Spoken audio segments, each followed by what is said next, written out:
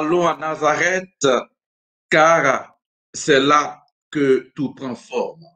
Bonsoir, chers frères et sœurs. Nous sommes en compagnie de l'intervenant pour cette catéchèse. Bonsoir, mon père. Bonsoir, chers pères et frères.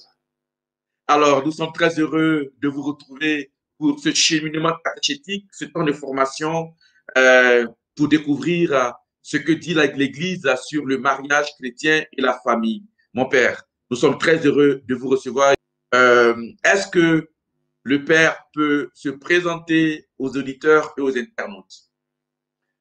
Bien à vous, chers frères et sœurs, auditeurs et auditrices. Je suis Père Kamenski Konan Kwaku. Je suis de la Côte d'Ivoire, du diocèse de Bouaké. Mais depuis 2016, je suis en Italie, précisément à Naples, pour des études en théologie biblique. Alors, donc, le père Kamenski Konan de l'archidiocèse de Bouaké, c'est en Côte d'Ivoire, est étudiant en Italie, c'est à Rome. Oui, je suis Dans quelle université? J'étudie à Naples, à À l'université Naples. Saint-Louis des Jésuites. Alors, vous étudiez la Bible, Oui, la théologie biblique, disons. la théologie biblique. Donc, Oui. c'est en tant que bibliste que nous vous recevons dans cette lucane pour donner euh, la, le, la voix de l'Église concernant le mariage chrétien et la famille à partir des fondements bibliques. C'est bien cela, mon père. Effectivement. La voix Alors, de l'Église s'appuie sur les Saintes Écritures. Alors, en partant des Saintes Écritures, nous aurons à relever la conception du mariage selon les Saintes Écritures. alors, mon père, est-ce que vous pensez qu'il est important de parler des fondements bibliques du mariage en ce moment-là? Effectivement, il est important d'en parler et nous le verrons dans le texte qui nous servira d'appui.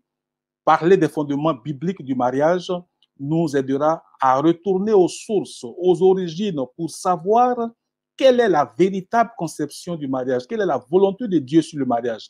Parce qu'aujourd'hui, nous entendons beaucoup de choses sur le mariage. La société donne sa conception. Des personnes vont de leurs commentaires sur le mariage. Mais qu'en est-il? Nous qui avons accepté de suivre le Christ, qu'en est-il? Il nous faut aller retourner aux origines pour savoir quelle est la volonté de Dieu et avoir une idée bien précise devant tout ce que nous avons comme commentaire sur le mariage. Alors, mon père, je crois que c'est déjà une très belle introduction.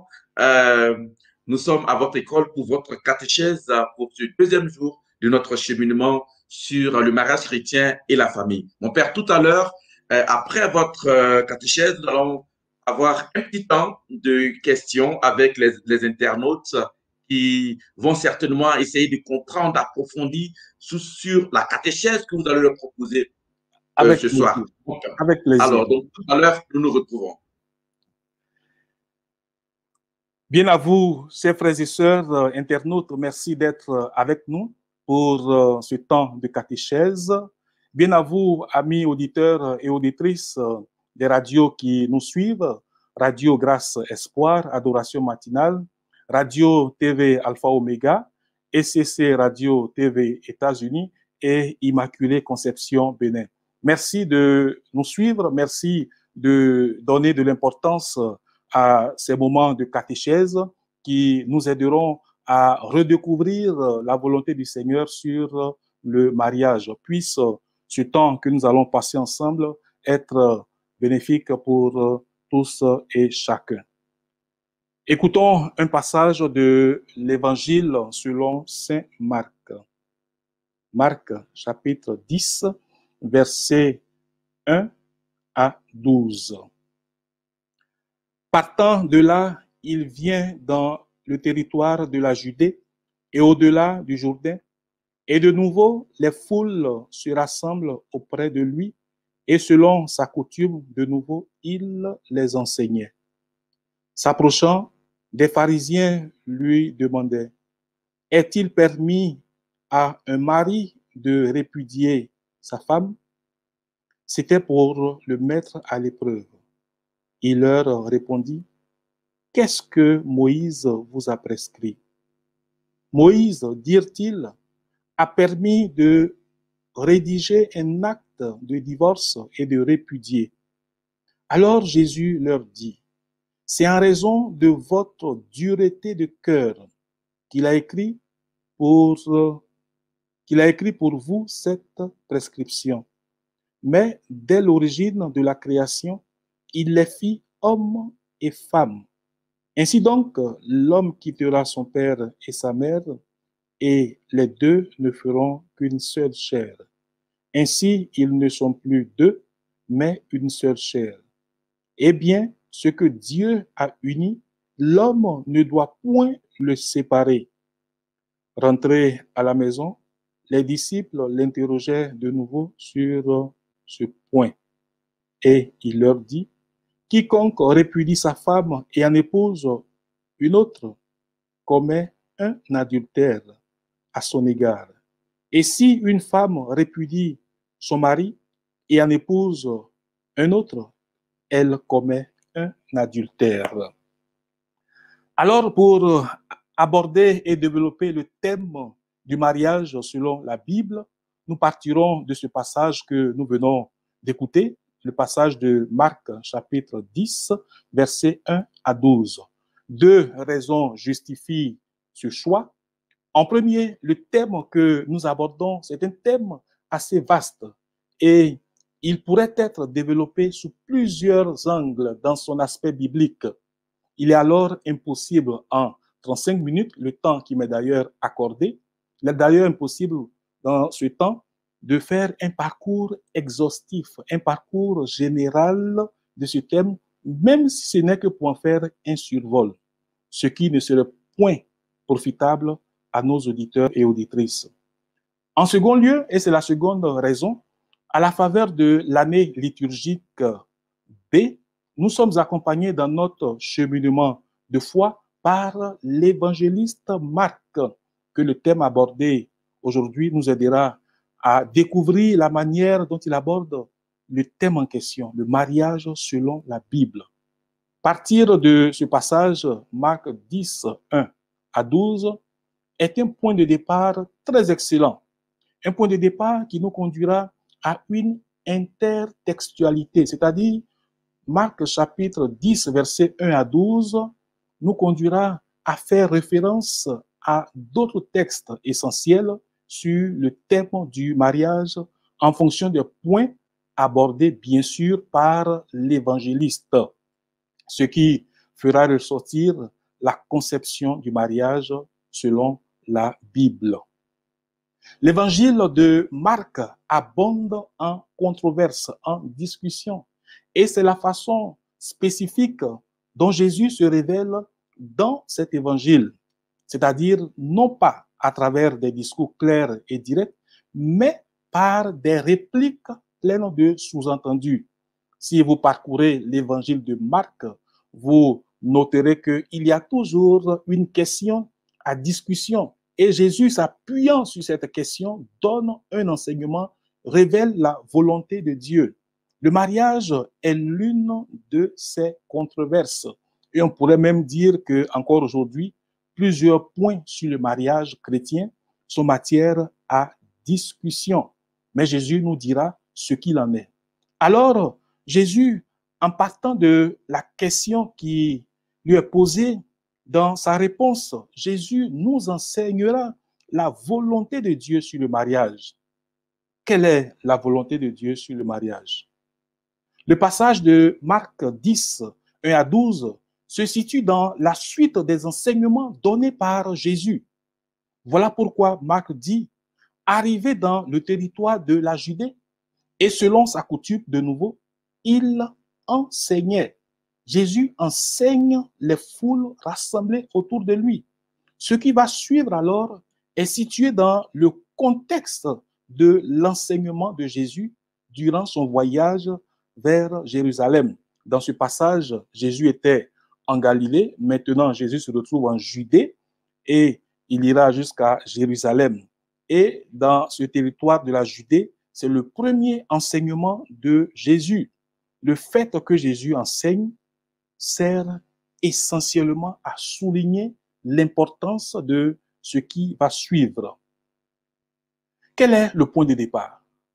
Tout part d'une question posée à Jésus par les pharisiens et Marc précise pour le mettre à l'épreuve. Quelle est cette question? Est-il permis à un homme de répudier sa femme? Ils interrogent Jésus sur le droit du mari. Il dit bien le droit du mari de renvoyer sa femme. L'initiative du divorce est de l'homme selon la tradition juive et très rarement de la femme. Même si cette initiative est de la femme, il revient à l'homme de prendre la décision finale. Il faudrait bien prêter attention à ce point parce que la réponse de Jésus nous aidera à comprendre quelque chose de cette conception. Mais à la fin de ce passage, dans les versets 10 à 12, en parlant de l'initiative du divorce qui conduit à l'adultère, Jésus révèle que l'initiative peut être de l'homme comme de la femme. Pourquoi ce changement? Un petit détail, Marc qui écrit son évangile à Rome, ce passage relève de la législation romaine où l'initiative du divorce pouvait venir tant de l'homme que de la femme. Mais Jésus insiste sur un point autre que le divorce. Ce texte semble parler du divorce. En réalité, le problème, ce n'est pas le divorce, mais le problème, c'est la manière de concevoir le mariage. Et alors Jésus nous portera à comprendre quelque chose, à repartir dans sa réponse, mieux dans sa réaction. Jésus pose avant tout une question en faisant appel à une figure dont l'autorité religieuse et législative ne souffre d'aucune ambiguïté. Qu'est-ce que Moïse vous a prescrit? Il s'agit de Moïse. Il s'agit de Moïse qui, sur la question du divorce, avait permis de rédiger un acte de répudiation selon la réponse des pharisiens et conformément à ce qui est recommandé en Deutéronome chapitre 24, versets 1 à 4. La réponse de ces pharisiens clarifie sans embâche leur point de vue sur la question, leur intérêt et leur liberté d'agir. Mais ce n'est qu'une permission. Moïse a permis, disent-ils, a permis de rédiger un acte de divorce et de répudier. Si ce n'est qu'une permission, alors qu'en est-il de la réalité originelle? Qu'en est-il de la réalité de la situation avant que Moïse ne prenne cette prescription? En effet, le passage de Deutéronome 24, versets 1 à 4, suppose la décision déjà prise.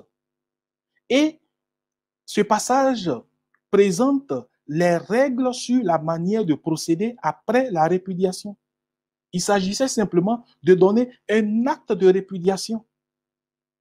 Les pharisiens savent alors parfaitement la question à leur question, la réponse à leur question posée à Jésus.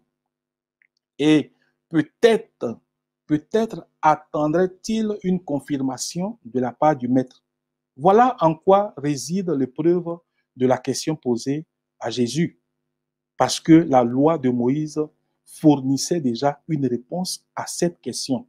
C'est-à-dire, tout juif marié avait le droit de renvoyer sa femme s'il lui rédigeait une lettre de répudiation.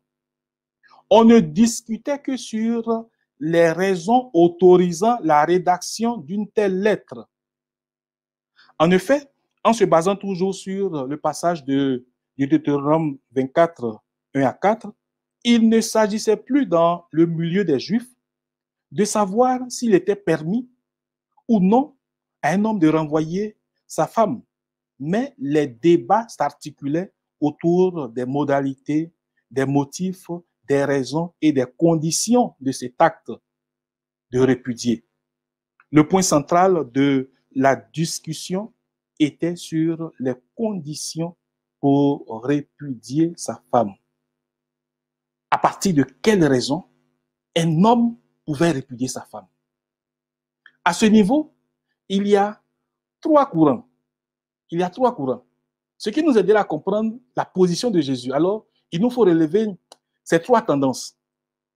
Il y a la tendance de ceux qui disent que en cas de mauvaise conduite de la femme, l'homme pouvait introduire une procédure de divorce. Mais quelle est cette mauvaise conduite? Qui peut juger cette mauvaise conduite? Et cette première tendance spécifie pour dire qu'en cas d'adultère, l'homme pouvait répudier sa femme. Dans la deuxième tendance, c'est la tendance de ceux qui disent qu'il suffit que quelque chose ou n'importe quoi de la femme ne plaise pas ou ne plaise plus à l'homme pour qu'il demande le divorce. Pour cette tendance, on pourrait dire, elle est plus légère et plus flexible. Et prenant des exemples, cette tendance dit même que un repas brûlé, pour un repas mal préparé, le mari peut engager une procédure de divorce. Vous voyez, l'autorité de l'homme, le pouvoir de l'homme de décider. Et pour la troisième tendance, il s'agit de ceux qui disent que dans tous les cas, le divorce est admissible. Mais où se trouve Jésus dans ces différents courants? Quelle est la réponse de Jésus? Le débat en cours était sur les raisons pour répudier une femme. Voilà pourquoi si vous prenez l'évangile de Matthieu, Matthieu dans son évangile, lequel évangile s'adresse à des juifs devenus chrétiens, les pharisiens posent la question autrement. Les pharisiens demandent, est-il permis de répudier sa femme pour n'importe quel motif? Est-il permis de répudier sa femme pour n'importe quel motif? Voilà la réponse, la question des pharisiens à Jésus dans l'évangile de Matthieu. Et cette question traduit la discussion en cours à cette époque. Nous y reviendrons. Jésus continue son raisonnement avec les versets 5 à 9 qui constituent un revirement de situation sur la question. Et nous avons là la réponse principale de Jésus. Jésus va du plan des normes juridiques juives au plan religieux. Alors Jésus leur dit, c'est en raison de votre dureté de cœur qu'il a écrit cette prescription. Mais dès l'origine de la création, il les fit hommes et femmes. Ainsi donc, l'homme quittera son père et sa mère, et les deux ne feront qu'une seule chair. Ainsi, ils ne sont plus deux, mais une seule chair. Eh bien, ce que Dieu a uni, l'homme ne doit pas le séparer. À un premier niveau de sa réponse, Jésus explique la raison de la permission accordée par Moïse. Jésus dit, c'est en raison de la dureté de votre cœur. C'est une expression qui a une grande résonance biblique et qui indique l'attitude de celui qui ne croit pas, l'attitude du païen ou bien l'attitude de celui qui a perdu la foi. La dureté de cœur est une expression qui indique l'attitude de non-écoute de la parole de Dieu et de sa volonté. C'est une attitude rebelle, une attitude de rébellion à la volonté. Donc, déjà, on pourrait dire que Jésus, pour paraphraser paraphraser ce que Jésus a dit avec la signification de cette dureté de cœur, Jésus C'est comme s'il disait à ces pharisiens, c'est parce que vous êtes païens, c'est parce que vous ne croyez pas en Dieu qu'il a écrit cela pour vous. Et on pourrait lire d'autres passages pour comprendre le sens de cette expression, la dureté du cœur. En Deutéronome, chapitre 10, verset 16, on pourrait lire encore le psaume 94, Siracide 16, 10, Isaïe 4, verset 4. Il s'agit là d'un peuple dur de cœur, un peuple à la nuque raide. La dureté de cœur des hommes grand H, est à l'origine du divorce. Ce que nous révèle Jésus. Jésus explicite le motif de la permission de Moïse. Permettre est différent de l'ordre. On pourrait dire que permettre, c'est une exception à la règle. La dureté du cœur à cause de laquelle Moïse a écrit cette loi est cette même dureté que nous rencontrons aujourd'hui, malheureusement, dans des couples qui vont à leur perte. Des cœurs endurcis, des cœurs pétrifiés, des cœurs qui sont morts, des cœurs plus durs que pierre, des cœurs insensibles au pardon, des cœurs insensibles à la compassion, insensibles à la miséricorde, des cœurs insensibles au conseil, des cœurs orgueilleux qui ne font jamais le premier pas pour demander pardon. Cœur endurci n'a point d'oreille, que de foyer détruit à cause de la dureté des cœurs. Être dit de cœur, Jésus dit, c'est être païen, tout simplement. Jésus rappelle toute la tradition prophétique, en particulier Ézéchiel, qui dit, je vous donnerai un cœur nouveau, je mettrai en vous un esprit nouveau. Et Jésus nous révèle encore quelque chose de plus important. Jésus dit que le mariage, c'est d'abord une affaire de cœur. Ce n'est pas d'abord la tête, c'est le cœur. Tout se passe dans le cœur. En raison de la dureté de votre cœur. Le mariage, c'est d'abord une affaire de cœur. Ce n'est pas d'abord la tête. Jésus révèle quelque chose de merveilleux. C'est le cœur qui doit raisonner, c'est le cœur qui parle. Et lorsque ce cœur-là est fermé, lorsque ce cœur-là devient païen, les conséquences, on peut les constater. En fait, l'acte de répudiation ne résout pas la crise qui compromet la vie conjugale. La racine du mal est dans le cœur endurci qui se ferme au projet originel de Dieu. Ce n'est pas une concession à la faiblesse des Juifs, mais une sorte de témoignage à charge à leur encontre, parce qu'ils étaient incapables d'accomplir la volonté de Dieu telle qu'elle s'est manifestée au départ. Alors, on pourrait dire que à la casuistique des experts de la loi qui cherchent à faire coïncider la volonté de Dieu avec leurs désirs et intérêts égoïstes, Jésus rappelle la perspective originelle.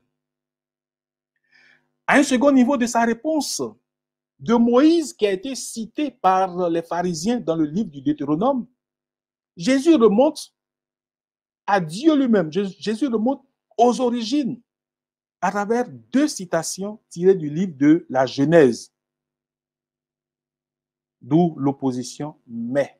Jésus dit mais dès l'origine, il n'en était pas ainsi. Où est-ce que nous trouvons cette origine? Dans la Genèse. Remarquons ici que le sujet de la phrase, ce n'est plus Moïse, mais c'est Dieu qui parle. Ce n'est plus Moïse qui permet, ce n'est plus Moïse qui donne cette autorisation. Mais Jésus se réfère à Dieu qui parle. Nous avons là l'autorité de Dieu et l'autorité de Moïse. Bien évidemment, l'autorité de Dieu supplante celle de Moïse qu'il lui a lui-même attribuée. Jésus est venu non pas pour abolir la loi, mais pour accomplir la loi, c'est-à-dire pour l'interpréter selon la volonté de Dieu. Rappelons-nous les antithèses dans le discours sur la montagne, dans l'évangile selon Saint Jean, les chapitres 5, à 7, où nous retrouvons cette formule. Vous avez appris qu'il a été dit aux anciens, eh bien, moi, je vous dis. Et à travers ce que nous entendons de ce passage, Jésus nous ramène aux origines, à l'autorité de Dieu, à son autorité. Quand il dit « et moi, je vous dis », il s'agit là de son autorité. Jésus cite Genèse 1, verset 27. Dieu créa l'homme à son image. À l'image de Dieu, il les créa. Hommes et femmes, il les créa. C'était le 6e jour de la création. Et Jésus cite aussi Genèse 2, verset 24. C'est pourquoi l'homme quitte son père et sa mère et s'attache à sa femme et ils deviennent une seule chair. La conséquence est la suivante. Eh bien, ce que Dieu a uni, l'homme ne doit point le séparer. Jésus relève le mariage tel que originellement voulu par Dieu. Et à partir de là, nous pouvons faire ressortir le mariage selon les Saintes Écritures. D'abord, dans la citation que Jésus nous donne, créé à l'image de Dieu, l'homme et la femme. Dieu créa l'homme à son image. À l'image de Dieu, il les créa hommes et femmes. C'est-à-dire que l'homme et la femme sont à l'image de Dieu. Et donc, capables d'amour, capables de miséricorde, capables de compassion. Le mariage, selon les Saintes Écritures, est sur la base seulement de l'amour. C'est une communion d'amour de deux êtres capables d'aimer et de s'aimer. Voilà ce que nous pouvons comprendre à partir de la réponse de Jésus. L'homme est capable d'aimer. La femme est capable d'aimer. Les deux sont capables de s'aimer. Et alors, voilà l'origine, ce qui fonde le mariage. Et la femme n'est plus une propriété privée de l'homme au sens d'en disposer à sa guise, mais la femme est un être égal à l'homme en dignité. Vous vous rappelez que l'homme pouvait disposer de la femme, répudier la femme pour certains courants pour n'importe quel motif, d'autres pour adultère, d'autres parce que la femme n'a pas bien préparé le repas. Vous voyez cette disposition, cette emprise de l'homme sur la femme. Mais Jésus rappelle ici qu'il y a une égale dignité entre l'homme et la femme. Ensuite, dans sa réponse, Jésus insiste, homme et femme. Il n'est pas de trop de le préciser. Le mariage, selon la Bible, est l'union sacrée. Union sacrée parce que c'est l'union de deux êtres créés à l'image et à la ressemblance de Dieu. Donc, le mariage est l'union sacrée entre un homme et une femme.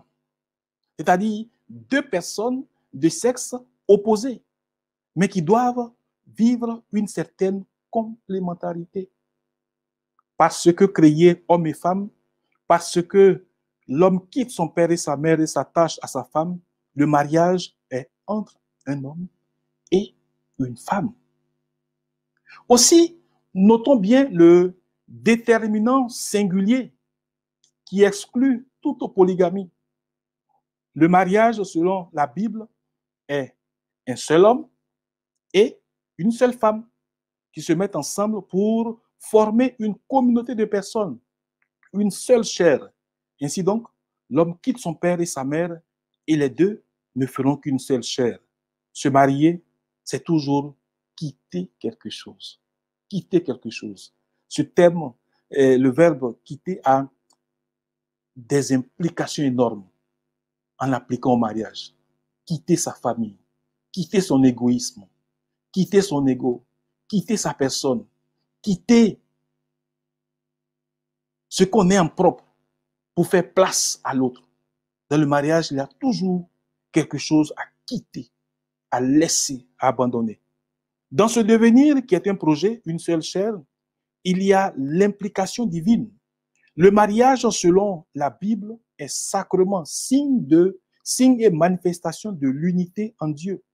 L'un de l'homme et de la femme traduit l'un de Dieu dans son union trinitaire. Jésus reconnaît dans le choix de la vie conjugale un acte divin. Dieu est à l'origine de cet acte et il habite là où l'homme et la femme vivent leur amour et leur union en lui. Voilà pourquoi le mariage est sacrement, c'est-à-dire signe de l'amour de Dieu, signe de l'alliance de Dieu avec les hommes. C'est une communion d'amour. Cette union est si intime et si étroite que ces deux personnes sont dorénavant une seule chair. L'accent est mis sur une seule et non sur le terme chair, bien que chair ne soit pas exclu. Dans le mariage, l'homme et la femme doivent être considérés unis, doivent être considérés unité. C'est Dieu lui-même qui apparaît ici comme celui qui effectue l'union des époux. Encore, il n'est donc plus possible à l'homme de supprimer cette unité. C'est une communauté de deux êtres. Et dans la mesure où celle-ci est réalisée en profondeur, les difficultés et les tensions inhérentes à toute vie commune constituent des défis à surmonter avec la grâce du sacrement, bien sûr. C'est une alliance conjugale. Voilà pourquoi la lettre aux Éphésiens dit que le mariage est un grand mystère. Le grand mystère du Christ et de son Église, c'est-à-dire l'union de Dieu avec nous, est rendue par la métaphore de l'union de l'homme et de la femme. Enfin, l'une des conséquences de ce qui précède est bien ce que Dieu a uni, l'homme ne doit pas le séparer. En voici la conséquence, l'indissolubilité de l'homme et de la femme devenus une seule chair. Remarquons bien la force de la négation. Ne doit pas. C'est Dieu qui unit. La mise en garde est du côté de l'homme susceptible de briser cette union. Alors Jésus affirme qu'aucune instance humaine ne peut annuler ou détruire ce qui a été divinement uni. D'autres textes bibliques condamnent d'ailleurs le divorce en se basant sur Genèse chapitre 2 verset 24. Ces textes, on pourrait les lire bien après. Il s'agit de Tobie 7 verset 13, Tobie 8 verset 7 et Malachie 2 verset 10 à 16, pour qui répudier sa femme équivaut à briser l'alliance de Dieu avec son peuple, puisque celle-ci s'incarne dans l'union des époux. Paul le confirme dans sa première lettre aux Corinthiens, au chapitre 7, versets 10 à 11, et je cite, « Quant aux personnes mariées, voici ce que je prescris, non pas moi, mais le Seigneur, que la femme ne soit pas séparée de son mari, et que le mari ne répudie pas sa femme. » Fin de citation. Jésus rétablit alors l'alliance dans son intégralité conformément à la volonté du Créateur. Jésus rétablit l'exigence première tout en donnant aux croyants la force de transformer sa dureté de cœur en un amour véritable. En rappelant la volonté initiale du Créateur, Jésus avait pour but de faire naître dans les époux le sentiment le plus vif et le plus élevé de leur responsabilité afin de ne pas dissoudre le mariage. La volonté divine fondamentale, cette volonté divine exclut maintenant cette permission, cette dispense accordée par Moïse. Par la suite, il n'y a aucune réaction de la part des pharisiens, mais des disciples, parce qu'ils n'ont pas compris les propos de leur maître. Et alors, ils interviennent en privé. Ils interrogent Jésus. Dans sa réponse, Jésus met en évidence une autre conséquence rigoureuse, tant pour l'homme que pour la femme. Les disciples veulent savoir quelle est l'application pratique du message de Jésus. Jésus précise que, indépendamment de celui qui prend l'initiative, le divorce est exclu. il n'est pas permis. Le divorce suivi d'un autre mariage équivaut à commettre l'adultère, nous dit Jésus.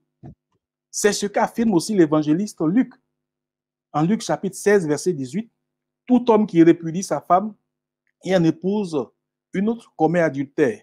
Et celui qui épouse une femme répudiée par son mari commet un adultère. Ces propos mettent l'accent sur l'indissolubilité. Ce sont des propos vraiment durs qui ont des implications. Est-ce qu'on pourrait dire que les remariés à l'église, après la dissolution de leur premier mariage, est-ce qu'on pourrait dire que ces remariés vivent-ils dans un état constant de péché d'adultère? Question théologique. Mais il y a une autre précision en Matthieu 19, verset 9. Matthieu dit, quiconque répudie sa femme, pas pour prostitution. Selon la traduction de la Bible de Jérusalem, et lorsque nous prenons la Bible Toble, un Toble qui nous aide à mieux comprendre, sauf en cas d'union illégitime. Sauf en cas d'union illégitime. C'est dit qu'il y a un cas pour lequel il peut y avoir divorce. Mais comprenons bien ce que Matthieu a dit et le terme qu'il a employé. Le terme utilisé par Matthieu est un terme grec, porneia. Et ce terme a le sens technique de toute union incestueuse par un degré de parenté interdit par la loi. On pourrait se référer à Lévitique 18, versets 6 à 10, et aux Actes des Apôtres, chapitre 15, verset 29. Alors là, il s'agit de mariage entre consanguins. De telles unions contractées légalement entre païens ou tolérées en milieu juif font difficulté lorsque ces derniers se convertissent, d'où la consigne de rompre de telles unions irrégulières qui n'étaient en somme que de faux mariages. En s'adressant aux pharisiens, Jésus condamne le divorce. Le divorce est incapable d'annuler le mariage, selon ce que Jésus nous dit. Ce sont des propos très durs de Jésus. Bien qu'il y ait de très beaux témoignages de vie de couple, il y a aussi des expériences difficiles qui conduisent à des divorces, malheureusement, qui sont des blessures profondes, et pour les époux, et pour l'Église. Mais l'Église est compatissante. Voilà pourquoi aujourd'hui, l'Église développe une pastorale à l'endroit des divorcés remariés. Les paroles de Jésus conservent leur actualité en ce sens que dans le sacrement du mariage entre chrétiens, il n'existe aucune clause qui donne la possibilité au divorce. Mais la réalité peut être plus difficile et différente de l'idéal chrétien. Et à chaque époque, l'Église, dans un soin pastoral, cherche toujours d'aller à la rencontre de la faiblesse et des possibles échecs de la vie conjugale. Jésus l'a dit, soyez parfaits comme votre Père céleste est parfait. Jésus l'a dit, Dieu fait briller son soleil sur les bons et sur les mauvais. Jésus l'a dit, je ne suis pas venu appeler les justes, mais les pécheurs. Autrement dit, les recommandations de Jésus sur le mariage demeurent. Le divorce est bien une rupture avec la volonté de Dieu et révèle ce que le cœur de l'homme est capable de faire. Ce divorce révèle le cœur de l'homme pour ce qu'il est. Peut-être un cœur endurci, un cœur qui n'a pas été assez préparé à entrer dans ce sacrement. Mais l'Église est toujours compatissante. Dans ses échecs, dans ses difficultés, s'ouvre toujours le chemin de l'Évangile qui accueille, qui restaure et qui redonne l'espérance pour une nouvelle vie. Merci, amis auditeurs et auditrices. Merci pour votre attention. Et je laisse la parole au Père Georges Yoboué pour la suite. Merci pour votre attention. Alors, merci, cher Père, pour cette catéchèse sur les fondements bibliques du mariage chrétien. Nous allons mettre des cœurs pour dire merci pour, comme il a dit, ce n'est pas facile en 30 minutes parler de la dynamique biblique du mariage. C'est vraiment, il faut avoir un esprit euh, très concis, très précis. Merci, mon Père, pour cela. Alors, le temps que les auditeurs, les internautes préparent leurs questions, nous allons juste nous autoriser une juste petite transition. Puis, nous revenons tout à l'heure pour la séance des questions pour approfondir le thème dont il a été question aujourd'hui. Alors, nous sommes de retour ici en compagnie du père Kameski Konan, doctorant en théologie biblique, qui nous a proposé le thème sur les fondements bibliques du mariage chrétien. Alors, nous sommes, chers frères et sœurs internautes qui nous suivez des pages Donald Wally et Georges Bouet, à la rubrique des questions concernant la catéchèse de ce jour. Alors, mon père, je voudrais commencer le temps que je lis cette question-là. Vous avez dit que le divorce blesse les conjoints et blesse l'Église. Comment est-ce que le divorce peut blesser les conjoints en même temps blesser l'Église? Cher Père, vous savez que toute séparation est difficile. Toute séparation est difficile. Et cette séparation constitue une blessure profonde comme une sorte d'échec. Et chaque conjoint reste marqué dans sa chair par cet échec.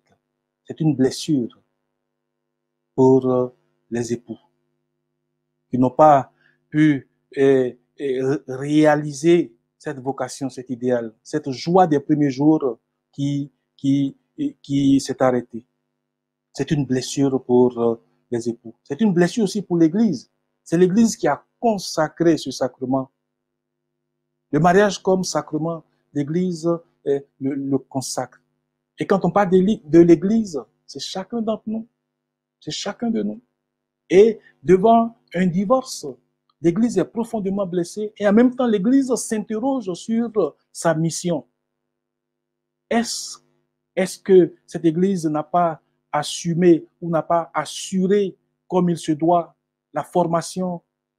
Est-ce que cette Église a donné les moyens qu'il faut pour aider ce couple à réaliser pleinement cette vocation?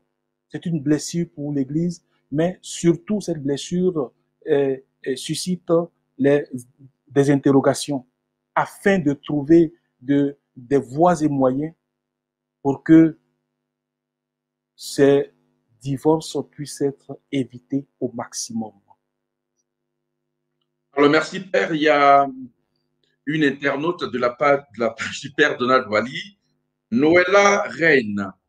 Tout à l'heure, mon père, vous avez dit que le mariage trouve son origine en Dieu. Et le mariage, selon la Bible, c'est entre un homme et une femme. Et Noëlla Reine demande, mon père, le mariage, selon la Bible, c'est entre un homme et une femme. Certaines églises, pourquoi certaines églises font des mariages de personnes de même sexe? Sur la base de quel texte biblique? Oui, sur la base de textes bibliques, je tiens à dire que je voudrais rappeler l'épisode de la tentation de Jésus au désert. Et dans cet épisode-là, vous vous rappelez que même Satan s'est joué les exégètes. Même Satan a cité la Bible. Cela ne veut pas dire que Satan connaît la Bible. Enfin, selon la volonté de Dieu. Alors, ceux qui, en s'appuyant sur les textes bibliques, favorisent le mariage homosexuel, il faut dire que c'est une erreur gravissime. Il faut pouvoir comprendre ce que la Sainte Église, ce que la Sainte Écriture dit et comment l'interpréter. Simplement cela. C'est à partir d'une fausse interprétation que des personnes peuvent... des fondements bibliques avec d'autres arguments que ces mariages de personnes on peut pas dire que on peut pas parler de fondements bibliques. en parlant de fondement biblique, c'est comme si le mariage homosexuel est un fondement biblique. Il n'y a pas de fondement biblique. Il n'y a pas de fondement biblique. C'est clair que le mariage, à la création, Dieu les créa hommes et femmes. Mais comment ces personnes-là, comment ces églises interprètent-elles ces passages-là? Quelle est leur exégèse? Quelle est l'exégèse qu'ils en font? C'est-à-dire, quelle est l'interprétation qu'ils en font? Quelle est l'étude qu'ils en font? Peut-être pour contenter la société ou bien pour avoir plus de fidèles? Non, il n'y a pas de fondement biblique. C'est clair, même... Alors mon père, oui. alors mon père, alors, il y a les questions sont en train de fuser. Tout à l'heure, vous avez parlé de l'unité du mariage, mariage monogamique. Oui. Alors, Sandra Thibault Amani, beaucoup de personnes prennent exemple sur Abraham, Jacob et tous ses pères dans la foi qui avaient plusieurs épouses pour dire que Salomon pour dire que Dieu n'a pas condamné la polygamie. Pouvez-vous, mon père, en parler, s'il vous plaît? Voilà. Tout à l'heure, vous avez parlé de mariage monogamique, alors que la même Bible aussi cite des exemples dans la foi. Nous sommes là dans un problème herméneutique, c'est-à-dire de l'interprétation. Quand on parle de Salomon qui avait 300 femmes et 600 concubines, quand on parle d'un autre qui avait tel nombre de femmes et tel nombre de concubines, mais c'est un problème herméneutique. Soit que ça soit dans la Bible.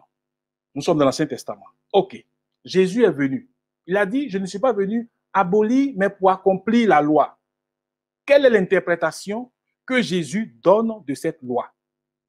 Nous ne refusons pas l'Ancien Testament. Nous accueillons l'Ancien Testament.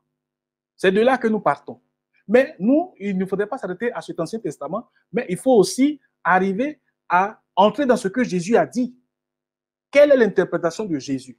Si on voudrait se baser toujours sur l'Ancien Testament, mais on pourrait toujours continuer d'appliquer œil pour œil, dent pour dent. On pourrait toujours continuer d'appliquer beaucoup d'autres normes, beaucoup d'autres règles.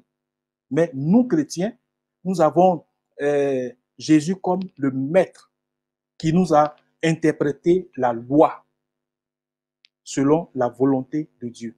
Donc, je dirais que, excusez-moi du terme, bon, je dirais simplement, c'est une mauvaise interprétation de la Bible. Et même des textes bibliques. Des textes bibliques. Voilà. Alors, mon père, Léa Marie-Paul Apagny, Léa Marie-Paul Apagny, à propos de la question des... elle dit, mon père, si le conjoint ou la conjointe tente d'assassiner, empoisonnement par exemple, son ou sa conjointe, et qu'on a les preuves palpables, on fait comment? N'est-ce pas un danger auquel il faut mettre fin? Je crois que cette question peut revenir dans la prochaine catéchèse que nous avons. Il y a une sœur qui parle ici de la question des divorcés remariés. Mélissa Laureline. Question. Le père a parlé de pastoral pour les divorcés qui sont remariés. En quoi consiste-t-il exactement? Ceux-ci sont-ils exempts du péché d'adultère? OK. En d'autres termes, est-ce que la pastorale des divorcés et remariés n'est pas un encouragement à des personnes de changer de partenaire si ça ne va pas, puisqu'il y a une pastorale qui leur est destinée? Bien évidemment, non. Bien évidemment, non. Dans la mesure où, comme je l'ai dit, il n'y a pas une clause de l'Église qui autorise le divorce. Non. L'Église prend acte de ce qui est arrivé et que fera l'Église? Abandonner ces personnes en difficulté, abandonner ces personnes qui restent blessées par cette aventure qui n'a pas abouti? Non. Voilà pourquoi j'ai dit que Jésus, qui a dit « Soyez saints comme votre Père Céleste est saint », le même Jésus a dit « Je suis venu appeler non pas les justes, mais les pécheurs ». Alors, dans ce cas des divorcés remariés, les accompagner, ce n'est pas un encouragement, ce n'est pas un encouragement au divorce. Je dis non. Mais en quoi consiste cette pastorale à l'endroit des divorcés remariés? Je dirais que c'est un suivi de ces nouveaux époux pour que l'expérience précédente ne puisse plus se répéter. Et voilà. De façon très pratique, cette pastorale n'a pas encore été définie comme on pourrait le dire. Non. Avec beaucoup de difficultés, oui, avec beaucoup de difficultés, l'Église cherche à mettre en place une pastorale pour suivre les divorcés remariés. Mais ce n'est pas un encouragement au divorce. Voilà. Alors, nous poursuivons notre série de questions. Je vois qu'il y a des questions, je voudrais m'excuser auprès des internautes. Il y a des questions que nous ne présentons pas parce que ces questions feront l'objet des prochaines catéchèses que nous aurons à vivre. Alors, nous rappelons que nous sommes avec le Père Kamesti Conan, qui est doctorant en théologie biblique à Naples, en Italie, qui nous aborde la question des fondements bibliques du mariage chrétien. Alors, tout à l'heure, le Père était en train de nous donner un élément de réponse sur la dynamique de la pastorale des divorcés remariés. Alors, mon Père, il y a beaucoup de questions qui fusent, mais je voudrais vous demander, mon Père, tout à l'heure dans votre présentation, vous avez parlé de ce passage repris par Jésus, l'homme quittera son père et sa mère pour s'attacher à sa femme. Et les deux ne feront plus que. Oui. Voilà, juste un petit souci technique. Voilà, tout à l'heure, vous avez parlé de l'homme qui quittera son père et sa mère pour s'attacher à une femme. C'est bien cela, mon père. Effectivement. Mais nous voyons que dans certains couples, il y a encore l'implication ou l'influence des parents qu'on a quittés dans ce couple qu'on est venu former, selon ce que vous avez dit à partir de la parole de Dieu. L'homme quittera son père et sa mère pour s'attacher à une femme et les deux ne feront plus qu'une seule chair. Est-ce qu'on a vraiment quitté nos familles pour vivre en couple? Oui, quand on parle de quitter sa famille, la belle famille ne doit être ni de trop, ni de moins. Nous avons tous une origine. Le mariage est aussi le mariage entre deux familles qui lient une alliance, qui tissent une alliance. Et le problème est ce quitter-là, les parents doivent comprendre que désormais, cet enfant est autonome. Il mène une vie de couple. Et donc, l'implication des belles familles ne doit être ni de trop, ni de moins. Quand c'est de trop, ça pose problème. Et nous savons tous ce que cela, nous savons tous ce que ça comporte. Des risques de l'implication de la belle famille. Il parlait d'une ingérence de la belle famille dans la vie des couples. Il faut savoir avoir la place juste pour ne pas briser l'équilibre du couple. Alors, mon père, toujours dans la compréhension du même verset, l'homme qui quittera son père et sa mère s'attacher à sa femme, les deux ne feront plus que seule chair. Clara Tano demande, que veut dire une seule chair? Cela résume-t-il à l'homme qui quittera son père et sa mère et s'attachera à sa femme et les deux ne feront plus qu'une seule chair? Oui. Comment comprendre l'expression une seule chair? Est-ce que c'est l'union des corps? Et une seule chair fait aussi, il y a l'implication de l'union des corps. Ce n'est pas exclu. D'autant plus que dans la tradition juive, il n'y avait pas la dépréciation du corps. Non, le corps était apprécié à sa juste valeur. Et donc, en parlant de l'union, devenir une seule chair, c'est-à-dire l'unité dans la volonté, l'unité dans cette vie de couple, l'unité dans l'amour, l'unité dans l'être ensemble. Et cette unité-là est favorisée par l'amour. Par l'amour. Donc, l'union du couple, l'union de l'homme et de la femme n'exclut pas l'union des corps. Mais cette union ne phagocyte pas l'autre au point où je suis moi à exister dans l'autre. Non. Quand on parle, si nous prenons l'exemple de la Sainte Trinité, le Père reste Père, le Fils reste Fils, l'Esprit reste Fils, et l'Esprit reste l'Esprit. il y a une communion sans confusion. On laisse l'autre être ce qu'il est. On laisse l'autre exister. Alors, c'est une autre sorte de communion, communion par l'amour, communion dans la vie, communion dans les décisions, communion dans tout ce que nous aurons à faire dans le couple. C'est une communion qui ne phagocyte pas l'autre, qui n'empêche pas l'autre d'exister, mais qui laisse l'autre exister. C'est une communion, bien au contraire, qui fait exister l'autre dans ce qu'il est.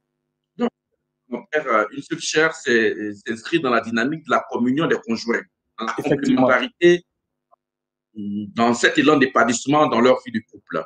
Effectivement. Alors, il y a les obos qui demandent, tout à l'heure vous avez dit que le mariage c'est d'abord l'amour, parce que vous avez pris l'exemple de la dureté du cœur. C'est parce que certains des conjoints ont le cœur endurci qu'on en arrive au divorce. Blaise Obo demande si le mariage est basé sur l'amour, comment comprendre les mariages arrangés dans nos traditions, dans nos familles, dans nos traditions, dans nos villages? Il y a des mariages arrangés parfois sans forcément le consentement des conjoints. Que penser de ces mariages? On dira que la base est faussée. La base est faussée, comme on l'entend bien souvent. C'est un mariage forcé. La base est faussée. Et j'irai même beaucoup plus loin. Ce que nous constatons dans nos cultures, si c'est ce qui se fait dans nos cultures, l'évangile est venu aussi pour transformer. L'évangile est venu aussi pour, disons, opérer des ruptures évangéliques dans ces cultures, ce qui n'est pas conforme à la volonté du Seigneur, ce qui n'est pas conforme à notre foi. C'est des mariages forcés qui n'ont pas, je dirais, l'essence. C'est la culture. Mais si nous acceptons le Christ, nous devons refuser ce qui est contraire à notre foi, bien évidemment. Alors, mon père, deux dernières questions et puis nous allons vous demander de conclure. Une question de Pascaline Koupaki. Pour éviter ces divorces, Pascaline Koupaki dit, pour éviter ces divorces, ne serait-il pas mieux de rallonger le temps de préparation au mariage chrétien? Donc ici, Pascaline remet peut-être en question la dynamique de préparation pour les mariés. Est-ce qu'on n'est pas trop pressé dans la préparation? Est-ce qu'il y a des choses qu'il manque à dire aux conjoints qui peut-être favorisent certaines attitudes à l'intérieur des couples? Oui, ça peut être une solution parce que je crois que le temps de préparation, c'est au moins 3 mois. Au moins 3 mois. Mais comme le disait notre recteur en son temps, il dit ben, le temps de préparation, le temps que nous passons au séminaire, c'est un temps de maturation, c'est un temps de réflexion, c'est un temps de discernement. Et à la fin de ce parcours, nous aurons à décider. Alors, 3 mois pour préparer des personnes au mariage, ça peut être insuffisant, ou bien ça peut être plus pour certains. Alors, moi, je proposerais dans cette dynamique-là, selon la réalité pastorale d'un diocèse ou d'une paroisse, ce temps peut être prolongé, ce temps peut être rallongé à 6 mois ou à 1 an. Mais bien souvent, le problème ne vient pas de l'Église. Les personnes qui vont se préparer au mariage, c'est des personnes qui ont déjà un projet de se marier. Et ce qui se fait à la préparation même, ils ont déjà leur date. Ils ont déjà leur date. Ça importe peu. Il dit, mais mon père, nous aimons déjà. Tout ça, là, on sait. On vit ça dans l'amour. On vit ça déjà à la maison.